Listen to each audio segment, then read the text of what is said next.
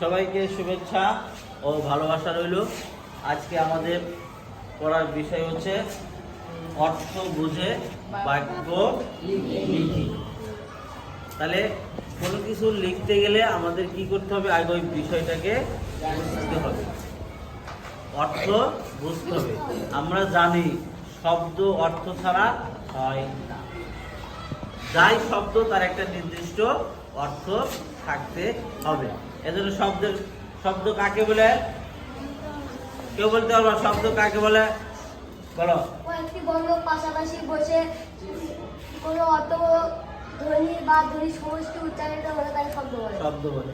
তাহলে ধ্বনি সমষ্টি বা বর্ণ সমষ্টি যদি একটি অর্থ তৈরি করতে পারে তখন তাকে আমরা বলি হচ্ছে শব্দ।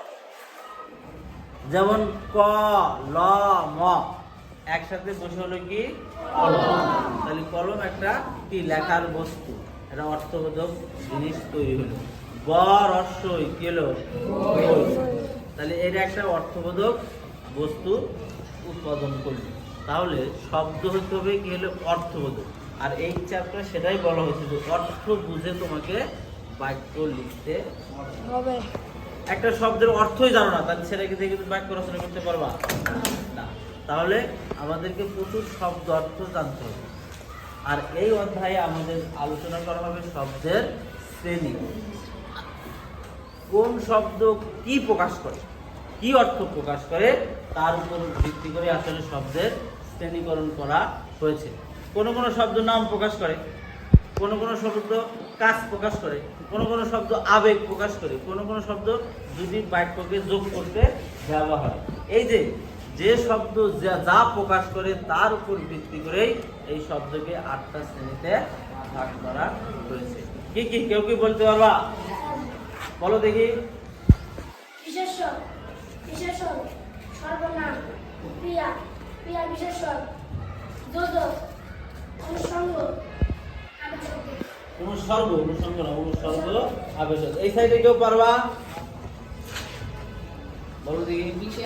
বিশেষণ, সর্বনাম, ক্রিয়া, ক্রিয়া বিশেষণ, যোজক, অনুসর্গ, অব্যয় শব্দ।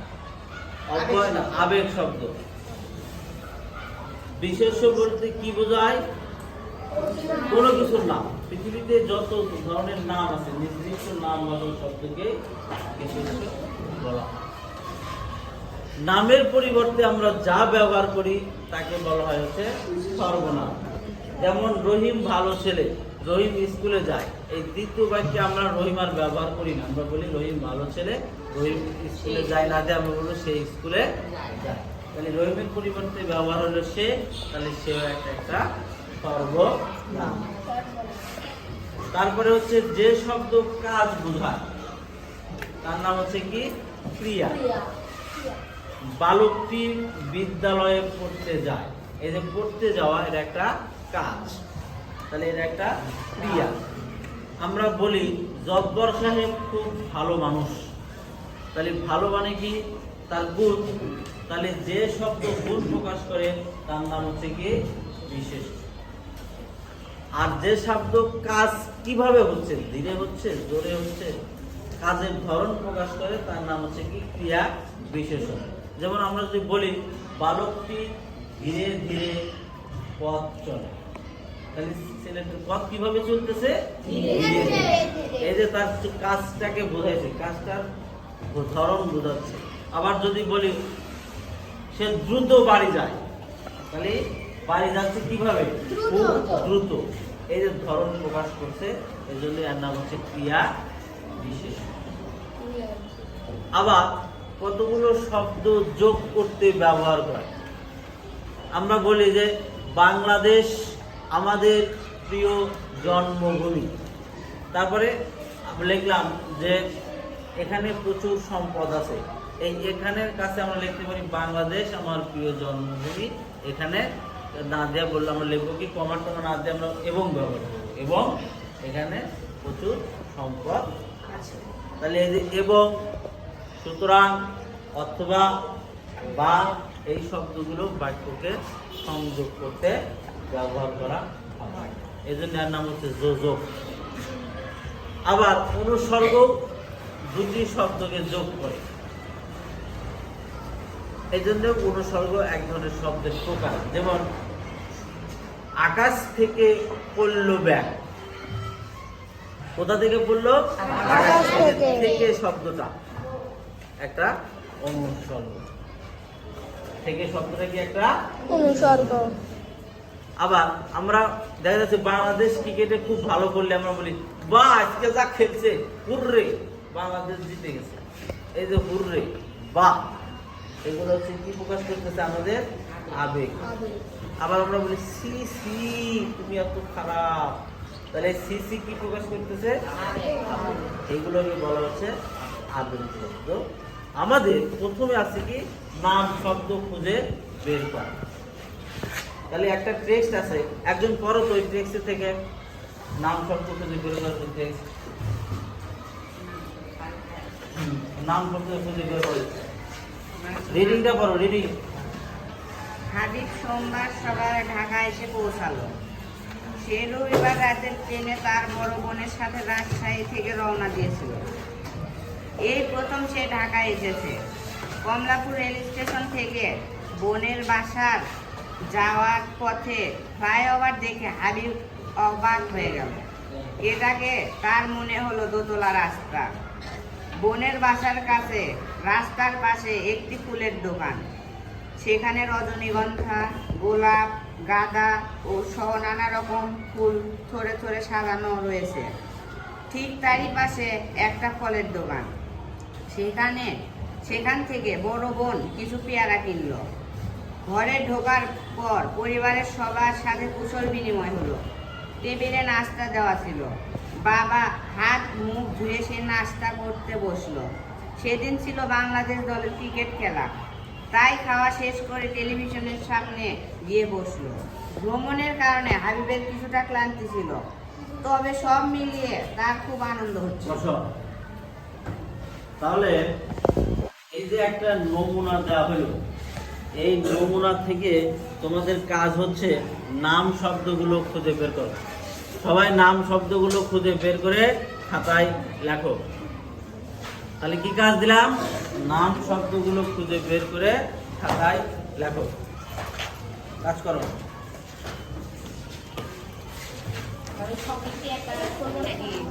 নাম শব্দগুলো খুঁজে বের করে খাতায় লেখো। না সব করে লেখার দরকার নেই। হ্যাঁ।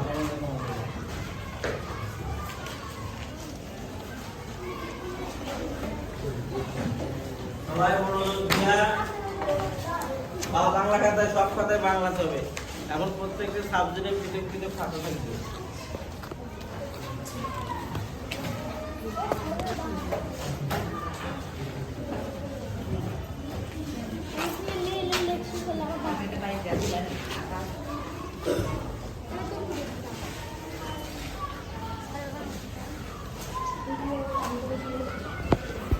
আমাদের কাজটা ছিল কি?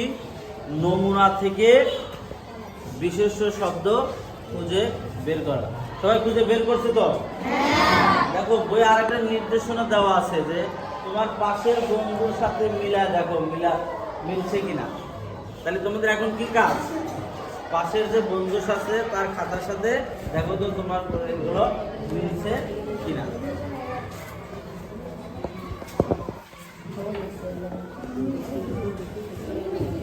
জোড়ায় নাও, জোড়ায়। এই একটা দেখো, এই একটা দেখো তো মিলছে কিনা। ওটা লিখছে, তুমি তা লিখছো কিনা। তোমার খাতা ওকে দাও, ওর খাতা তুমি নাও, নিয়ে দেখো ভুল হলে পরে কাটা দাও, সঠিক হলে টিক দাও।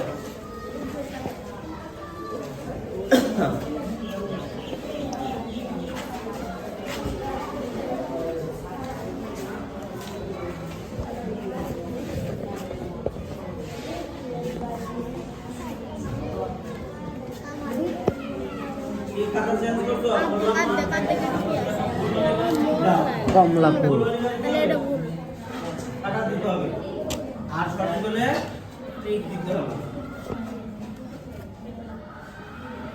আর যদি উত্তর পার্থক্য হয়, মানে তুমি একটা লিখছো ওর সাথে মিলতেছে না, তাহলে বলবো কেন মিললো না, সেটা দুজন ডিসকাস করো।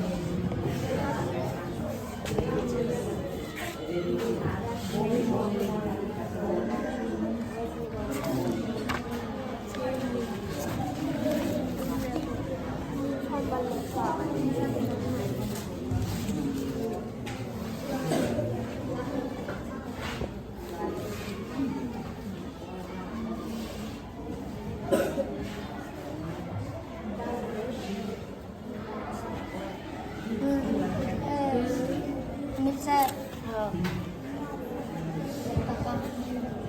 হয়ে গেছে, 5 মিনিটের মধ্যে শেষ কর।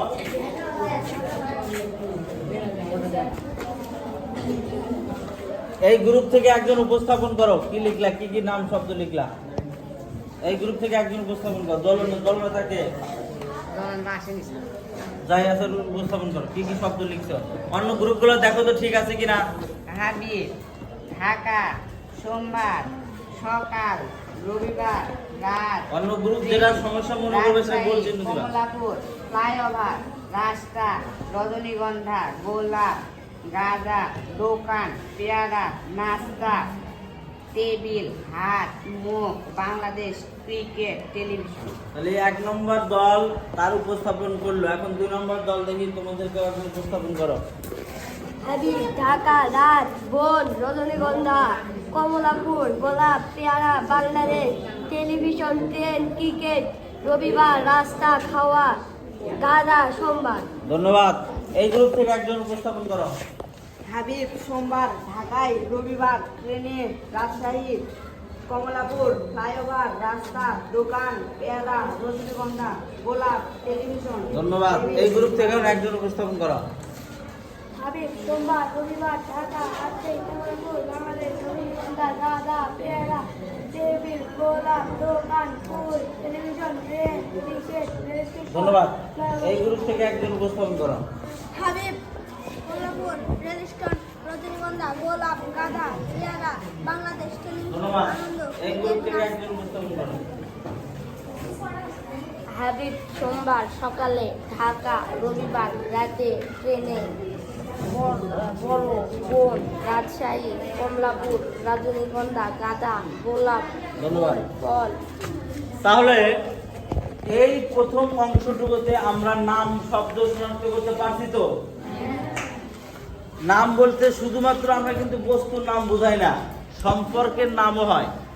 যেমন বোন একটা সম্পর্কের নাম, ভাই একটা সম্পর্কের নাম। টেবিল যেবা বস্তুর নাম, আম যেবা বস্তুর নাম, তেমনি সম্পর্কের নামও হয়, কাজের নামও হতে পারে। কি শ্রমিক। তাহলে এই অধ্যায়ে আমরা বিশেষ্য শনাক্ত করতে পারলাম। ধন্যবাদ সবাইকে। সবাইকে ধন্যবাদ। এই কাজটা করছো। আমরা আবার দ্বিতীয় কাজে চলে যাচ্ছি। আমাদের দ্বিতীয় কাজ আছে পাঠ্য বই থেকে বিশেষ্য শব্দ খুঁজে বের করা।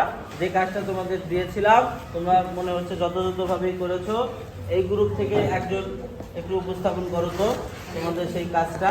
হ্যাঁ, গত দিন যে দিয়েছিলাম একটা অনুচ্ছেদ লেখা এবং সেখান থেকে বিশেষ্য শব্দ খুঁজে বের করা। দেখি তুমি কি অনুচ্ছেদ লিখছো, পাঠ করো তো। আমাদের গ্রাম। আমাদের গ্রামের নাম পাতিরপরল। এটি বগুড়া জেলার সারিয়াকান্দি থানায় অবস্থিত। গ্রামটি যমুনা নদীর তীরে অবস্থিত। গ্রামটিতে 2টি প্রাথমিক বিদ্যালয়, একটি কমিউনিটি ক্লিনিক, একটি পলিটেকনিক ইনস্টিটিউট, 2টি পাকা রাস্তা, 5টি মসজিদ ও একটি মাদ্রাসা আছে। গ্রামটিতে বড় একটি পাঠাগার আছে। গ্রামটির অধিকাংশ লোক শিক্ষিত। তারা দেশের বিভিন্ন স্থানে বিভিন্নভাবে মানুষদের সেবা করছে। তাহলে এখান থেকে তুমি বিশেষ্য দুই একটা বলো তো দেখি কি কি বিশেষ্য শনাক্ত করছো। পাতিরপরল, সারিয়াকান্দি, যমুনা, কমিউনিটি ক্লিনিক। ধন্যবাদ এই গ্রুপের তরফ থেকে। আমরা এখন এই গ্রুপে যাই, দেখি চিঠিবিলি থেকে সেই বিশেষ্যগুলো কি কি শনাক্ত করছে। তোমাদের পাঠ্যে একটা কবিতা ছিল চিঠিবিলি, দেখি দেখি তুমি বলো তো সেখান থেকে কি কি শনাক্ত করছো শব্দগুলো। হাতা, মাথা, ব্যাং, দেয়া, খেয়া, মাঝি, চিংড়ি, মাছ, বাচ্চা, চোখ, হালচিঠি, আস, বিল, কলসে, রোদ, নদী, ধন্যবাদ। আমরা দেখি এই গ্রুপে আসি, এই গ্রুপের নাম গোলাপ গ্রুপ। এই গোলাপ গ্রুপ থেকে দেখি তো যে তারা সুখী মানুষ থেকে কোনো শব্দ শনাক্ত করেছে কিনা।